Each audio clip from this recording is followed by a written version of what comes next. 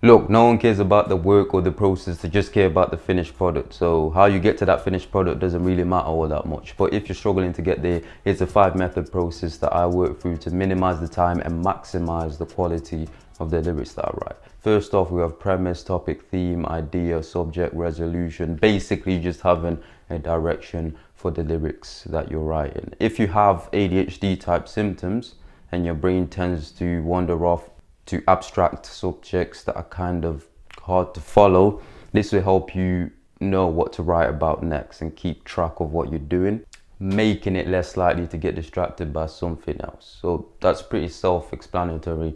Have a topic, have a theme, have an idea. Number 2, I wrote down, don't worry about the rhyme scheme. Start writing first, then the rhyme scheme will follow. This is to say, don't worry about the end outcome.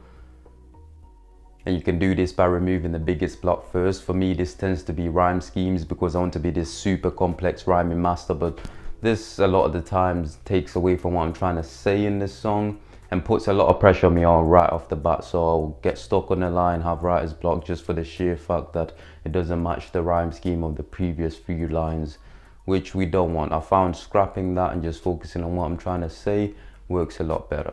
It's cliche, but in order to produce quality work, you need to take one step at a time instead of worrying about the final step that you haven't reached yet.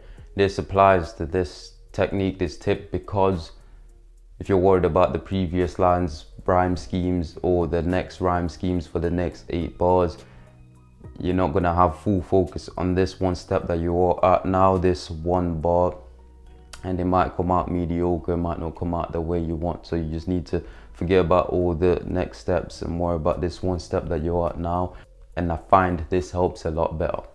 The third thing that I like to do is have 2 pieces of paper or 2 pages open on my phone's notepad. One for free writing and one obviously for the final print. This is great because it allows for real-time editing, real-time refining of the lyrics, and it gives you a lot more freedom for mistakes. So if you have a bar in your head and you're afraid to write it because you think it might not be adequate, might not be good enough, you can put this bar on the free writing piece of paper and then come back to it later, refine it, edit it, make it better before putting it on the final print piece of paper.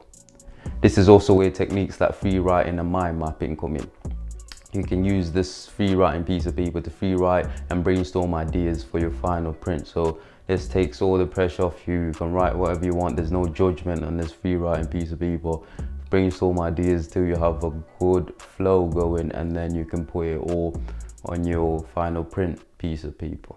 The fourth thing that I really like to think about is the fact that a good rap verse has great lyrics but an even better rhythm. So I find that sometimes, not all the time, but sometimes it's a good idea to start with the actual flow and build that out first. Come up with ideas of a flow. What rhythm do you want to attack this beat with? What rhythm is your voice going to take on? So you scat that out, you record that out on top of an instrumental first, an instrumental that you like, and then you build out your lyrics on top of that flow, that rhythm. This will give you a great outline of what will fit well with the instrumental, allowing you to write lyrics according to that instead of awkward filler or something else. And then the last thing that I really like to do, I put it at the end. Really, it should have been number 1, but if I put it number 1, it would have been cliche. You'd have probably clicked off this video, so I put it at the end, and that is to find an instrumental that not only inspires you but fires you up and fills your head with ideas, matches your style, your flow, and also one that is easy to write to. Why? This just makes things fun and challenging, and also a heck of a lot interesting, a heck of a lot engaging, at least for me, making it a lot easier to actually stick to this song and finish it. All right, so you want an instrumental that's fun, that's engaging, challenging, but also at the same time easy to write to, all those things. This will help you stick to this song.